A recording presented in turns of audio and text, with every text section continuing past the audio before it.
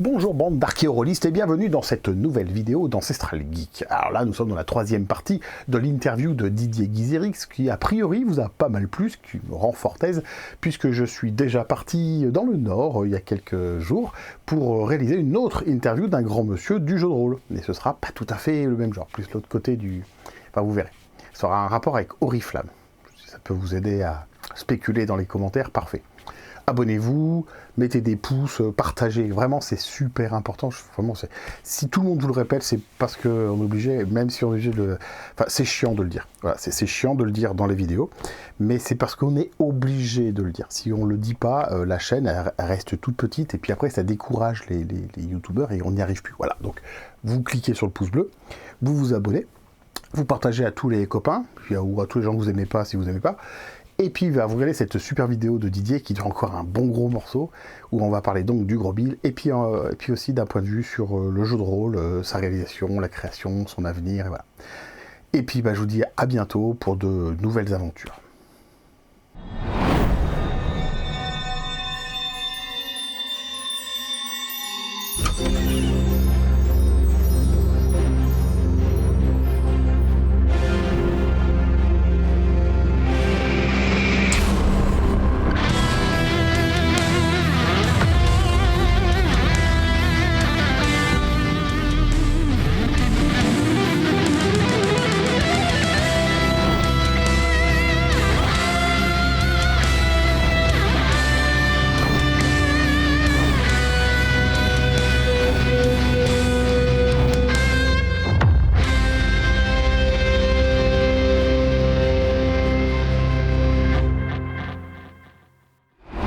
Alors on va parler pas du sujet qui rend triste avec Cassius Belli, on va commencer juste par cette question-là, puisque a priori tu peux répondre à ma question, ma quête.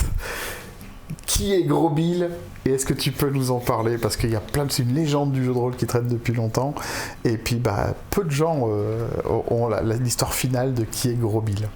Alors je ne sais pas dévoiler son nom, son prénom c'était Bruno. Et Gros Bill, c'était un joueur du club qui se trouvait à Normal Sup rue d'Ulm, donc dans lequel au début il n'y avait que des élèves, et puis très vite les élèves ont invité des copains, et donc le club était relativement ouvert, tant qu'on ne dérangeait personne, on jouait le soir, les locaux étaient fermés, il y a quelqu'un qui gérait la clé, mais je ne sais plus qui. Et donc, ce qui était intéressant rue d'Ulm, c'est que c'était un bâtiment scolaire à l'ancienne, avec des grandes salles, plein de chaises, de tables, et parfois, pour des raisons de copinage, etc., on jouait à deux ou trois tables dans une grande salle, mais plus souvent on jouait à une seule table dans une assez grande salle. Donc il y avait du monde partout, il y avait des grands couloirs et on entendait des éclats de voix un petit peu dans toutes les salles. Et donc Bruno n'avait rien à voir avec Normal Sup, voilà. Il était en formation professionnelle à l'époque, et en tout cas moi quand je suis arrivé il était déjà là, et c'était un super joueur assez rabelaisien avec un rire, il avait un grand rire, etc. Il était vraiment marrant et très créatif, mais ce qu'on avait remarqué, c'est pour ça qu'il est devenu... C'est qu'à l'époque, on jouait donc justement dans des salles différentes, mais on jouait à l'époque, on n'appelait même pas ça des scénarios, on appelait ça des modules.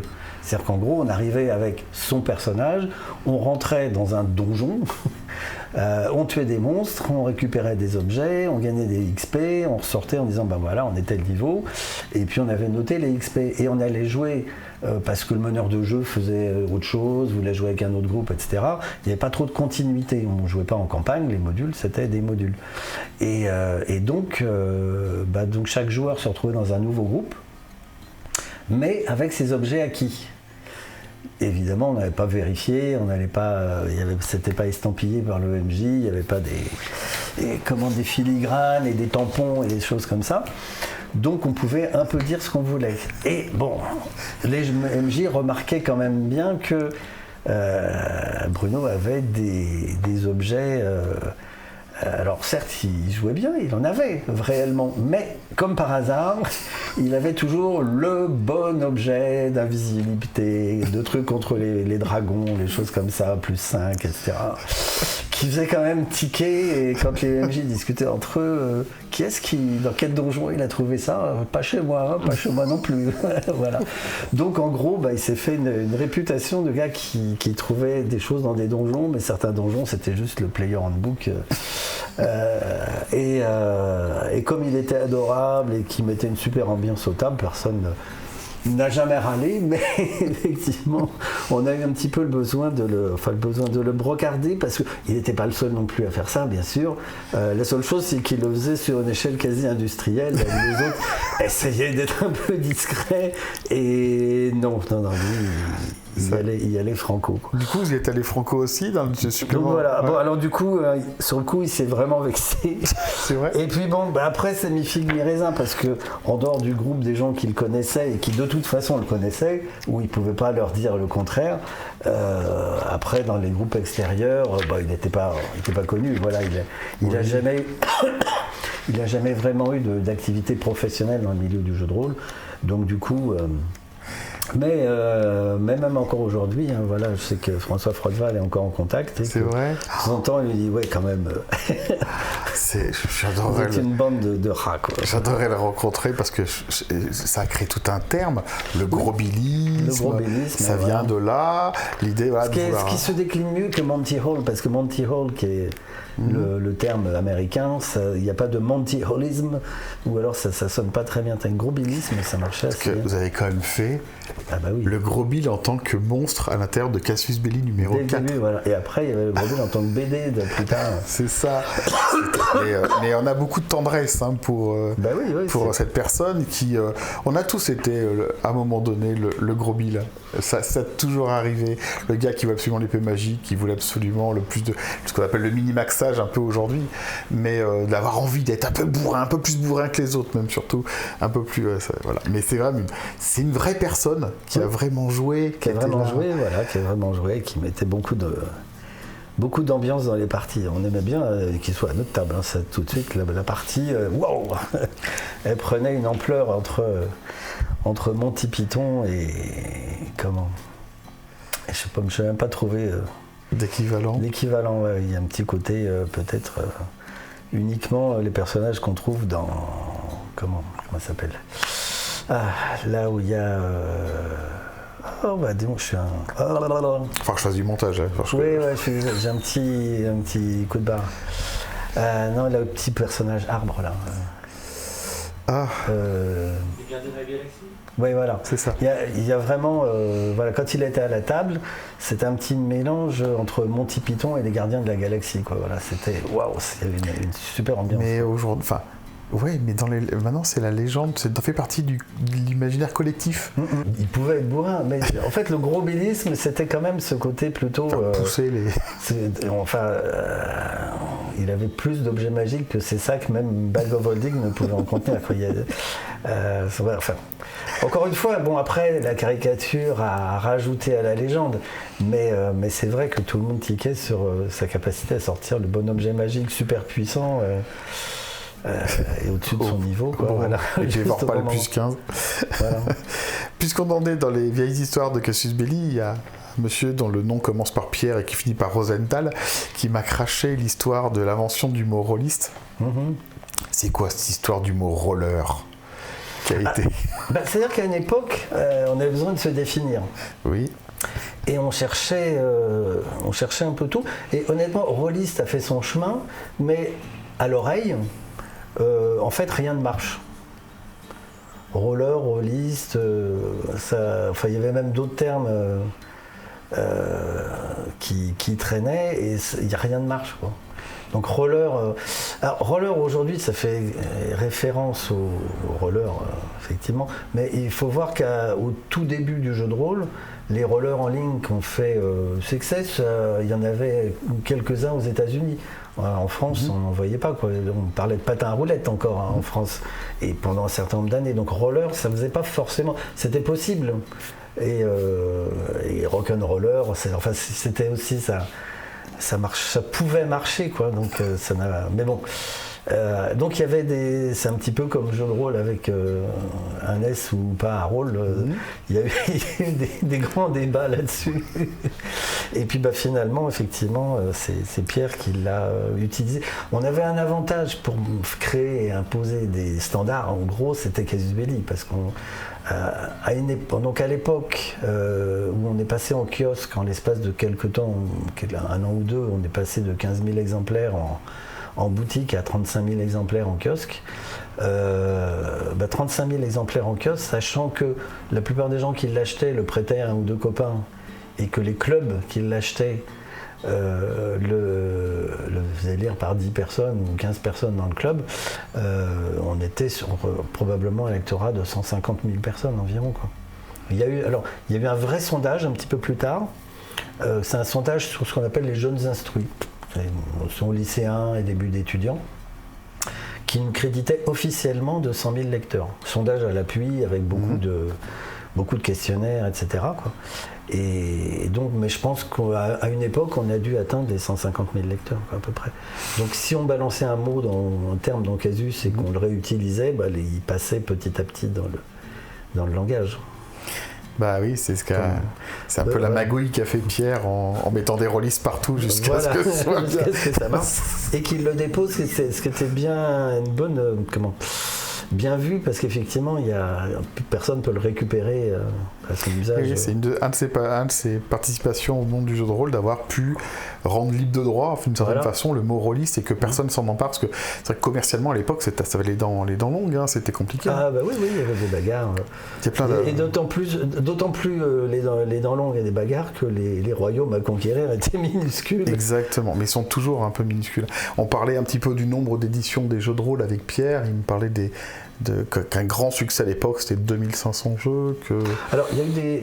Ouais. On ne parle pas de l'appel de Cthulhu, de Donjons et Dragons. Voilà, RuneQuest, ça. Et il y avait les locomotives. Alors, ce qu'il faut voir, c'est que les locomotives atteignaient des gros scores, mais sur X années. Sur 5, 6, 7, 8 ans. Donc effectivement, à une époque, on avait fait un calcul, il y avait environ 50 000 Donjons et Dragons qui se baladaient qui étaient activement utilisés sur des tables, mais qui s'étaient vendus sur 10 ans, quoi. Après, si on parle de succès presque immédiat, je dirais sur 2 ans et demi, il y a des jeux comme RuneQuest, autant qu'il m'en souvient. J'ai pas une grosse mémoire des chiffres, mais ça m'avait impressionné. Oui, RuneQuest a vraiment beaucoup marché. Oui, RuneQuest avait dû atteindre les 20 000 exemplaires. Pareil pour l'appel de Cthulhu. En très peu de temps, donc en 2-3 ans, ça s'est vendu à 20 000 exemplaires.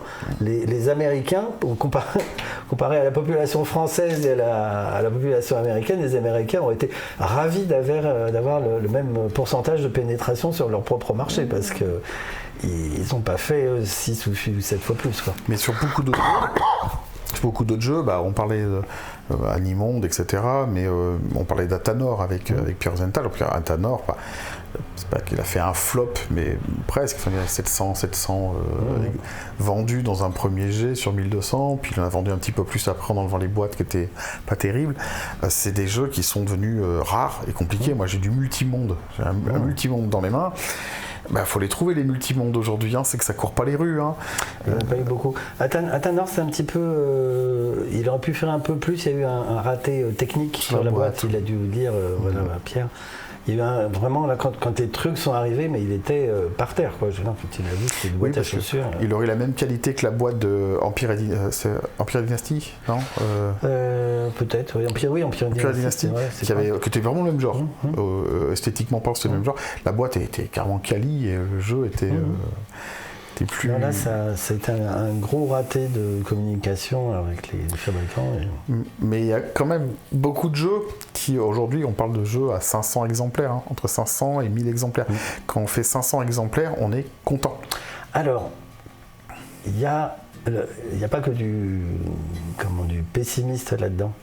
À l'époque où on sortait ça, il sortait quelques jeux par an. Pas tant que ça. Alors oui, au début, il n'y avait que Donjon. Après, il y a eu Donjon, l'appel de Cthulhu, Space Opera. On jouait à pas grand-chose. Hein. Après, est arrivée la création française. Et en fait, la création française a eu justement une certaine veine. C'est qu'il y a eu un petit peu les gens qui ont d'abord distribué et ensuite édité Donjons et Dragons en français, ont pas mis la gomme autant qu'ils auraient dû. Ça, François râle comme un pou sur cette... Il a fait des trucs, il a fait tout ce qu'il a pu, et les gens, ils voyaient pas ce qu'ils avaient entre les mains. Donc du coup, il y a eu une montée en puissance assez lente, qui a permis aux titres français et aux créateurs français de s'installer, d'être reconnus, des Crocs, des Denis Gerfaud, voilà. Et où, à l'édition française aussi, par exemple, les gens qui jouaient à RuneQuest en américain, quand c'est paru en français, ils ont dit « Waouh, il y a un plus !» Il y a quelque chose, l'esthétique, etc. Il y a vraiment un plus. Ils étaient contents d'avoir la VF, pas juste pour la langue, mais vraiment pour l'objet, qui était plus facile aussi à partager avec les joueurs, non anglophones. Mais il y a eu vraiment, assez vite, une certaine fierté de la création française, en termes d'originalité, de rendu, de liberté par rapport à Donjons et Dragons, qui est créé, en plus, par exemple en Angleterre, ils ont essayé, et en fait, c'est tout simplement Games Workshop qui a pris, vu qu'ils avaient la distribution de Donjons et Dragons, il a suffi qu'ils distribuent mal Donjons et Dragons et qu'ils distribuent très bien Warhammer pour que Warhammer prennent l'ascendant. Oui, et puis bon, ils avaient perdu les droits, il n'y a plus aucune raison qu'ils mettent absolument TSR en premier. Donc, il y a un livre là, que je conseille beaucoup qui est Diceman, qui est sorti, qui raconte l'histoire de Game Workshop par Ian Livingstone. Il y a une source d'informations absolument incroyable dessus, ils expliquent bien tout ça. Mais c'est surtout qu'à ce moment-là, Ian Livingstone et Steve Jackson étaient dans les livres des héros, qui étaient des grands succès. Oui, voilà. Mais c'est pareil, grand succès. Alors, juste sur Steve Jackson et Ian Livingstone, alors je saurais plus dire quelle année, mais on faisait des petits reportages donc, sur les Games Day. Et donc le truc qui était vraiment rigolo, c'était d'arriver devant, donc c'était une de ces salles, pas salle des fêtes, parce que vraiment salle plutôt de conférence, quoi. C'était pas encore ouvert. Tous les joueurs faisaient la queue sur le trottoir, donc on est en plein Londres. Et ça ressemble en gros à une entrée de cinéma des années 50, quoi. Et en fait, il y a Livingstone et Steve Jackson qui arrivent chacun dans leur Porsche, qui se garent devant, qui sortent de la Porsche, on leur ouvre les portes, ça se referme derrière eux parce que c'est pas encore l'heure. Le côté, et puis quelqu'un qui ramène les bagnoles, quoi. C'est genre je la pète. C'est les méga stars. Ouais, c'est les méga stars. Tu les as rencontrés ou... Oui, on a eu l'occasion de se rencontrer, de discuter. C'est assez informel, quoi. Ils nous prenaient gentiment de haut, parce qu'ils avaient effectivement, ils avaient quand même un côté, je fais ça pour l'argent, quoi, clairement. Enfin, c'était des créatifs, on ne peut pas. Mais à l'époque, mais c'était quand même des businessmen. Voilà, vous gagnez beaucoup moins que moi, donc je vous accorde, 2 minutes 30. Voilà, c'était un peu ça. Il y a ça, hein, Pierre me disait la même chose, c'est que c'est quand même la communication entre le monde du jeu de rôle français et anglophone et c'est pas une évidence en fait, c'est pas assez difficile. Non, elle a plutôt fonctionné avec les petits éditeurs, quand je dis petits en termes de taille d'équipe, avec les éditeurs français, parce qu'effectivement, quand on est allé les premières fois aux États-Unis avec Casus, il n'y avait pas encore beaucoup d'éditions, il y avait Descartes qui avait traduit l'Appel de Cthulhu. Il y avait Oriflamme qui devait être en train de traduire RuneQuest, quoi. Donc ils connaissaient, ils savaient que les Français bougeaient. En plus, RuneQuest, c'était les mêmes que l'Appel de Cthulhu. Donc ils disaient, bah ouais, ils bossent bien, belle édition, etc. Ils en parlaient autour d'eux, quoi. Et quand on est allé les premières fois, on est allé avec des Casus sous le bras.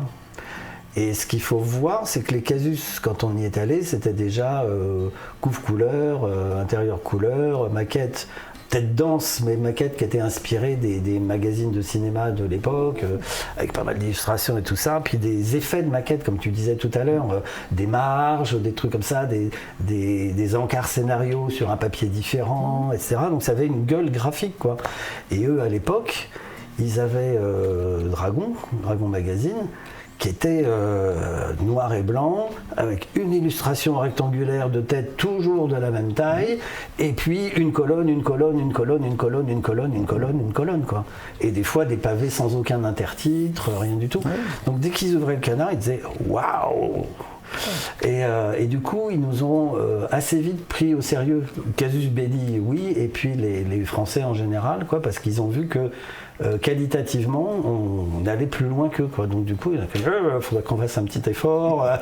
Ils ont commencé à voilà, prendre la mouche, on va faire un petit peu mieux, on va essayer de faire un peu plus de graphisme, de maquettes, d'habillage, de trucs. Dans les années 90, c'était quelque chose, à Cassius Belli, par rapport même les autres magazines français qui étaient à côté, c'était quelque chose, c'était vraiment mis en page. On avait un groupe de presse derrière, donc c'était, voilà. Après, il y a eu effectivement Backstab, enfin Alors, dans les questions, un petit peu plus triste, mais j'aimerais quand même avoir ton sentiment là-dessus. Bon, bien sûr, un Cassius Belli V4, s'arrête au numéro 50.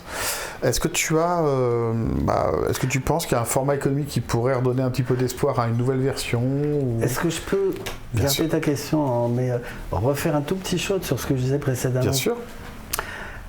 Parce que tu disais effectivement les tirages, voilà, aujourd'hui 500, on est content. Mais ce qu'il faut voir, c'est que donc à l'époque, il y avait peu de choses. Donc forcément, les joueurs se répartissaient entre peu de titres. Et aujourd'hui, je pense que c'est vraiment très bien d'avoir, je sais pas combien il y a de jeux de chats, mais je pense qu'ils sont, pour ce que j'en ai vu, 3 ou 4 au moins. Ils sont tous plutôt bien, ils sont assez différents. Donc ça veut dire qu'ils expriment des approches différentes, des personnalités. On peut jouer à l'un et à l'autre en se disant tiens, je joue à 2 jeux différents. Et je trouve que c'est très bien parce que justement il y a une demande de casser la routine et donc de changer d'ambiance. Et quand on aime un type de jeu, on est très envie d'avoir, si on aime la SF Space Op, on est très demandeur, je pense, de pouvoir jouer dans un jeu Space Op avec un certain esprit, et puis de rester dans le Space Op tout en jouant à un autre jeu complètement différent dans l'esprit, dans les mécaniques, dans les motivations, dans l'ambiance autour de la table, quoi. Donc je pense que, et d'un autre côté, les techniques d'impression d'aujourd'hui permettent de rétribuer relativement, honnêtement, on va pas vivre avec ça, mais au moins les gens qui bossent là-dessus se disent pas je bosse pour rien, je ferais mieux de m'occuper de mes copains, de mes copines, de mon chat, de mon chien, parce que là je suis en train de me faire avoir. Non, il y a quand même, entre l'envie de faire des trucs bien et puis ce qu'on en reçoit, il y a quand même un équilibre où on se dit ok, c'est pas le Pérou, mais voilà, j'ai bossé pour quelque chose. Et donc du coup, je pense que on aimerait bien qu'il y ait des super succès. Il y en a qui font des plus gros succès. Et en fait, hein, toi tu joues à un jeu de chat, toi hein. Il y a vraiment un gros choix, et je pense que ça participe de l'animation. Quand on voit effectivement, tu étais à Octogone. À Octogone, il y a beaucoup de gens et beaucoup de gens qui sont contents qu'il y ait cette profusion de découvrir encore un nouveau truc, une nouvelle approche, un nouvel univers, une nouvelle équipe, des nouveaux créateurs, des nouveaux scénaristes qui vont apporter quelque chose. Et sans arrêt, ça relance un petit peu ça relance l'intérêt pour le jeu de rôle lui-même, c'est très très bien. En général, voilà. Pour certains éditeurs, c'est plus dur parce qu'il ne faut pas être mauvais, quoi. Faut être bon maintenant. Voilà. Et du coup, quand on est parti par contre sur des modes de travail plus à l'ancienne, professionnels, grosses équipes, gros investissements, etc.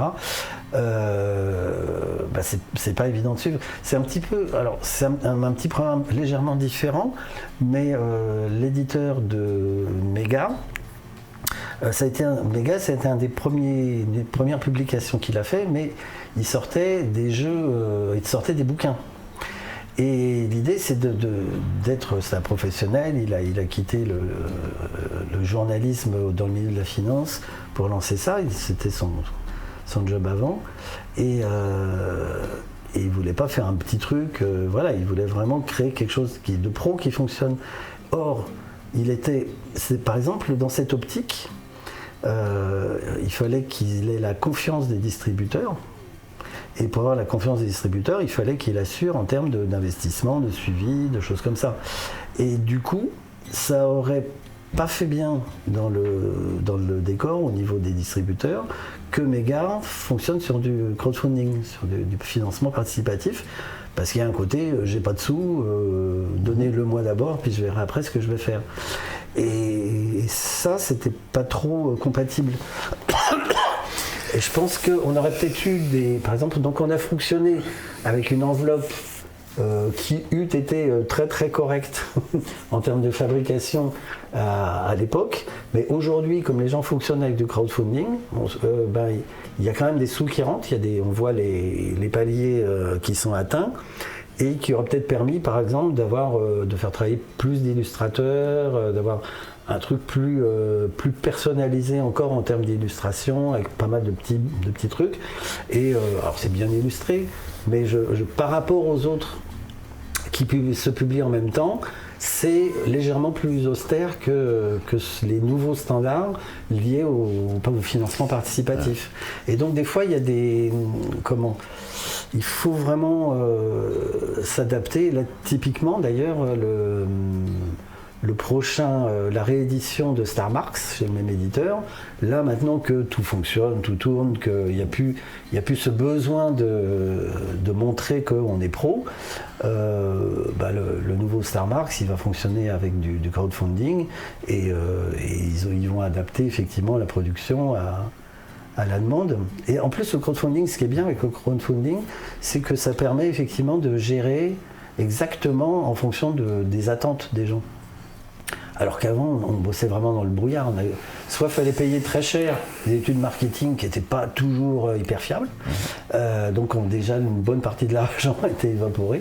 Alors qu'aujourd'hui, avec le crowdfunding, on sait où on va et on fait le produit qui correspond. C'est une étude marketing en direct. C'est une étude marketing en direct. Et les possibilités d'édition permettent justement les petites quantités. Autrefois, en dessous de 1000-2000 exemplaires, tout d'un coup le prix à l'exemplaire devenait énorme, exorbitant. Aujourd'hui, ça a réduit. Donc en fait, l'écologie a changé et elle va plutôt dans le sens de la créativité kaléidoscopique, et ce qui est peut-être pas plus mal par rapport aux attentes des joueurs, même si, alors là je saute de sujet, mais c'est un truc que je pense qu'il doit être dit, que j'ai envie de faire passer, c'est que c'est quand même important d'avoir un langage commun. Et donc pendant longtemps, les gens jouaient beaucoup par exemple à Donjons et Dragons et à l'Appel de Cthulhu, et on se racontait les scénarios parce qu'on avait forcément joué plusieurs scénarios identiques, voire tous, etc. Et comment vous êtes sortis de ça ? Nous on a fait ça, on a fait ça, on a fait ça. Ah ouais, on est bête parce que nous on est passé par là, et du coup on a raté ça, et puis voilà, et on s'est planté, on est revenu, mais du coup on a raté. Et du coup ça fait, des gens qui se connaissent pas ont vécu des trucs similaires parce qu'on se retrouve autour de locomotives, de trucs communs, de langage commun. Et par contre, le fractionnement, alors là, le fractionnement aujourd'hui, il est positif. On l'a vécu de manière négative à l'époque qu'on appelait des chapelles, alors c'était pas que à cause d'eux, mais c'était autour de l'arrivée de Vampire, où il y avait vraiment des joueurs bourrins, des joueurs littéraires, des joueurs évaporés, des joueurs frimeurs, etc., des joueurs qui se la pétaient complètement, et les gens partaient en chapelle, alors non seulement sur leur style de jeu, mais sur leur jeu, ils jouaient forcément ce jeu, c'était le meilleur du monde, et on le voyait d'ailleurs à l'époque, on avait instauré un système de notation dans les critiques de Casus. C'était pour qui est ce jeu. Il n'y avait pas de notes vraiment, et les gens nous disaient mais nous on veut des notes. On veut savoir s'il est bien ou pas bien. Pour eux, Casus ne s'adressait qu'à eux, et il n'y avait que leurs références qui étaient forcément les références les meilleures, universelles, voilà. Et on a tenu bon, et on est pour qui est ce jeu, parce que pour les simulationnistes, pour les rêveurs, pour les joueurs un peu bordéliques, ça reste compliqué de juger un jeu de rôle. D'abord, ça dépend du MJ, ça dépend des joueurs. Ça dépend des MJ et des joueurs. Et puis, il y a des jeux sur lesquels certains MJ vont super bien s'exprimer parce que ça parle à leur imaginaire. Puis d'autres jeux qui laissent trop de liberté aux MJ, certains sont paumés, ils n'arrivent pas à exploiter. Enfin, je veux dire, il y a des jeux qui ont un potentiel énorme avec tel MJ et pas avec d'autres. Un truc tout simple, moi je vais prendre la critique de Croc envers Shadowrun. La toute première critique de Shadowrun dans Cassius Belli était fait par Croc, qui a dit, j'arrondis un peu, j'exagère un petit peu, mais grosso modo ce qu'il a dit c'est ouais, bof. Bon, c'était un peu le tout début de la brouette 2D, on va dire. C'était l'époque où on s'achetait un peu trop de D6 et que c'était un petit peu, ça faisait rire certaines personnes. Mais ce jeu est exemplaire dans sa capacité à gérer du scénario. Ouais, bah alors ça c'est un truc que tu vois après l'avoir lu, y avoir joué, avoir entendu des jeux. Quand tu ouvrais le bouquin, la première impression que tu avais, c'était quand même, ils ont pris du Cyberpunk, ils ont pris du Medfan, et puis il y a un gars du marketing qui a dit faites-moi rentrer ça dans la boîte. Alors, et ça, alors, c'était mieux fait que Earthbound.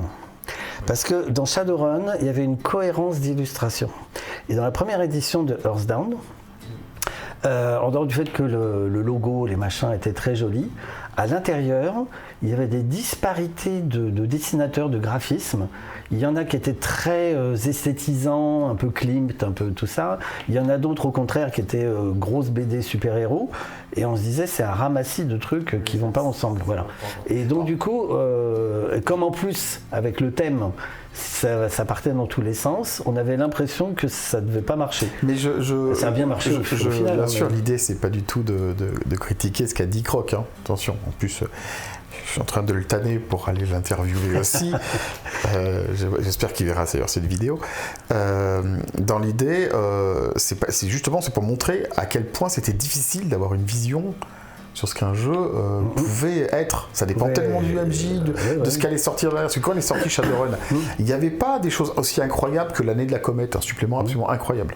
Après, je trouve que ces jeux-là, alors peut-être, je sais pas, qu'est-ce que tu en penses, les jeux comme Paranoia, Shadowrun et d'autres que j'ai pas forcément autant joué que ces deux jeux-là, ont été réécrits après les années 2000, comme si on ressentait une nécessité de les moderniser. Et je trouve que ça leur enlevait beaucoup de saveur, notamment moi Shadowrun 4, j'ai pas digéré de tirer vers Cyberpunk, notamement avec les prothèses qui étaient reliées par Wi-Fi, du coup on pouvait se faire pirater. Et en même temps, voilà, c'est ça le truc, c'est que à partir du moment où les objets sont devenus familiers, d'une part tu peux pas faire l'impasse dans un monde futuriste là-dessus, et surtout tu peux pas faire l'impasse vis-à-vis des joueurs jeunes, pour qui c'est habituel et familier. C'est-à-dire que nous, on a connu le monde sans Wi-Fi, donc on peut se replonger. On a connu aussi, enfin je sais pas quel âge tu as, mais en tout cas on a connu la fin du mur de Berlin, qui n'est pas si vieille que ça. 89. Voilà, et donc du coup, ce qu'est le côté Berlin-Est, à travers des témoignages, des films, des choses, on l'a un peu vécu. Donc c'est quelque chose qu'on ressent. Et par exemple, quand Star Marks, qui est du troisième degré délirant, se moque de ça, de tous ces défauts de l'URSS, etc., on comprend l'humour parce qu'on connaît le non-humour, on connaît voilà.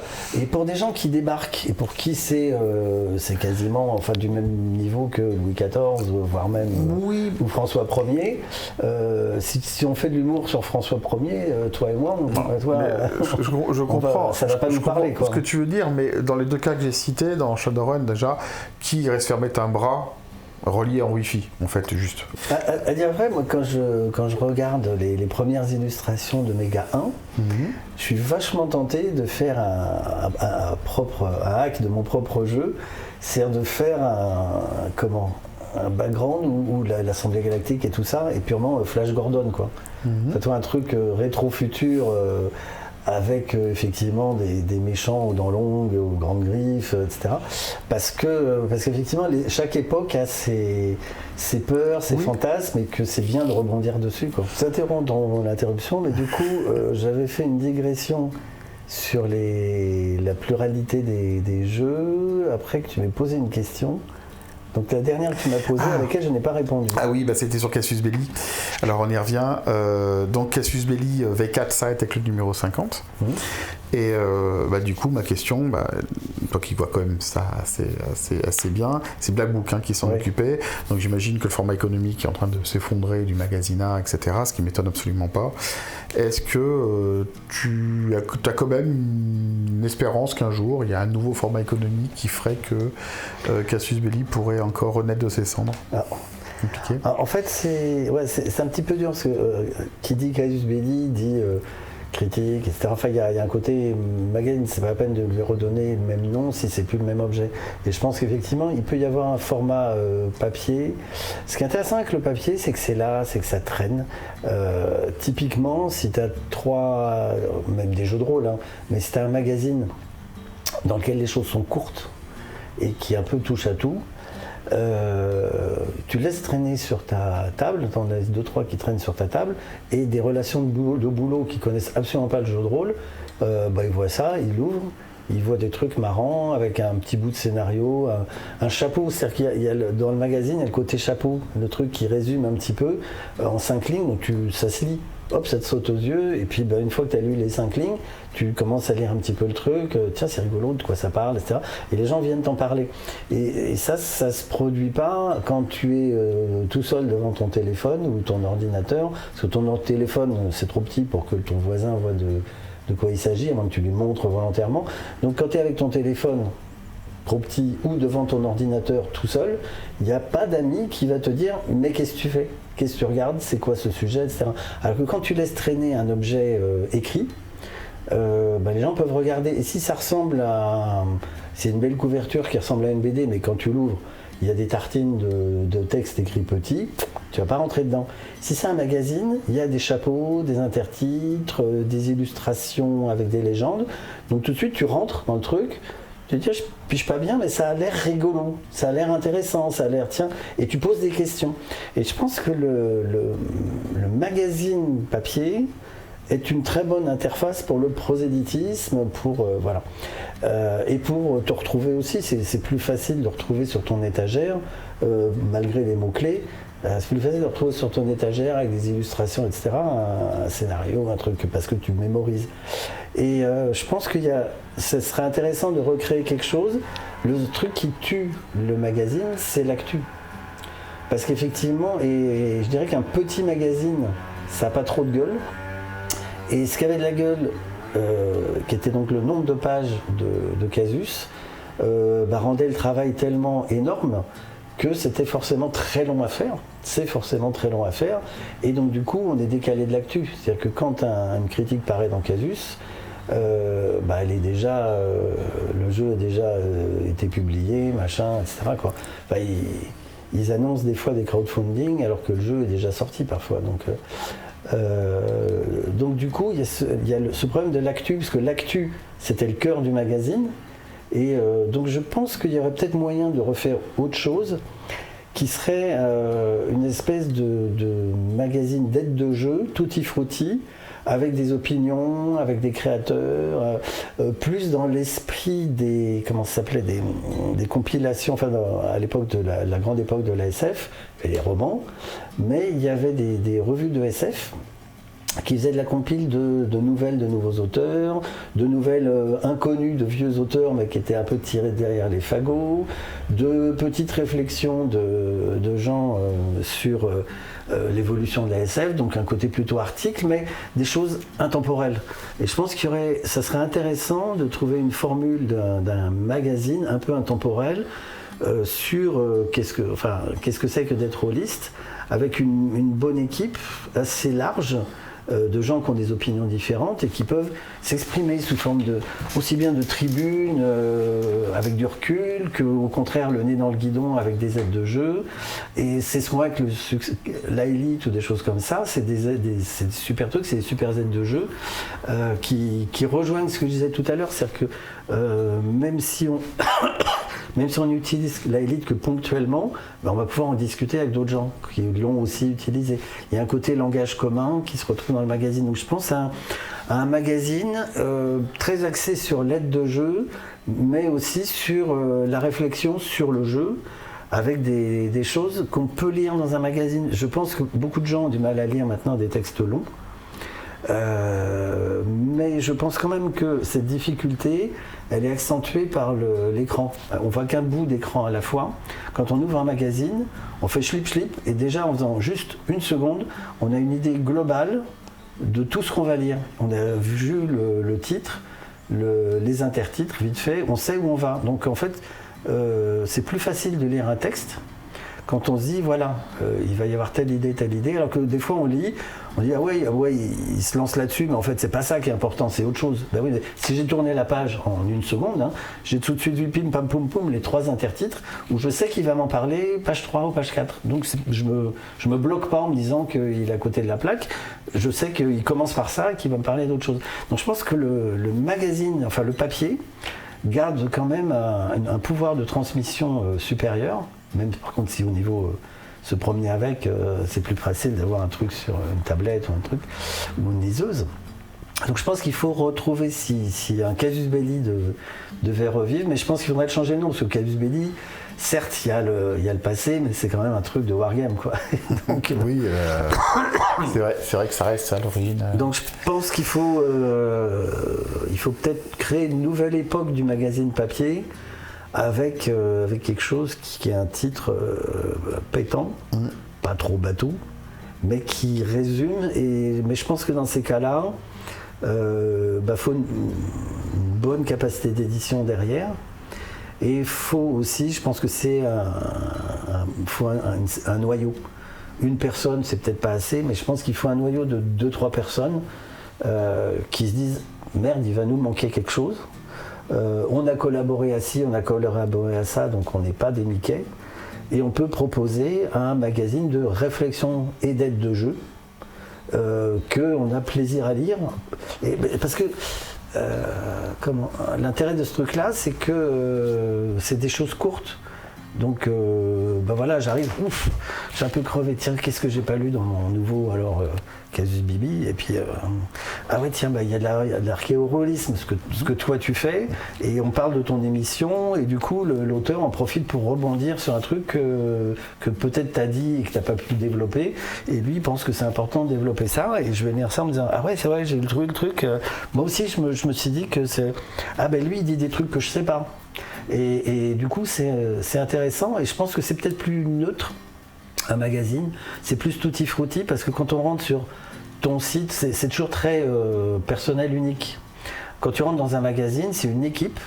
Et je pense que ce qui manque aussi, notamment dans l'immédiateté, c'est flagrant sur certains sujets, c'est le côté, on est une équipe et on en parle. C'est-à-dire, il y a une équipe de rédaction, c'est pas un type tout seul, c'est une équipe de rédaction de 2, 3, 4, 5 personnes qui discutent entre elles et qui elles-mêmes demandent à une équipe de, dans l'occurrence dans Casus, c'est 50 ou 100 collaborateurs, de faire des trucs. Et quand ça revient, tu es sûr de ce que tu dis, tu as vérifié ça? Ah non, je n'ai pas vérifié. Bah vérifie, je préférerais quand même.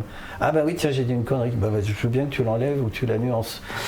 Donc il y a une espèce de... On va plus loin dans la véracité ou l'honnêteté ou la motivation dans un truc qui est fait par une équipe rédactionnelle. Et une équipe rédactionnelle, c'est quand même plus facile de le concevoir sur un magazine papier parce que justement, il y a un petit peu de temps. Et pour avoir du temps, il faut que les réflexions, il faut plus un journal, je dirais, voilà, d'aide de jeu de tribune qu'un journal d'actu. Oui, de scénario, quand je dis aide de jeu, conseil technique, conseil pratique, ce que faisait Casus, l'ancien et le nouveau. Et comme le monde évolue, c'est jamais répétitif, c'est jamais obsolète, parce qu'il y a toujours des nouveaux conseils face à...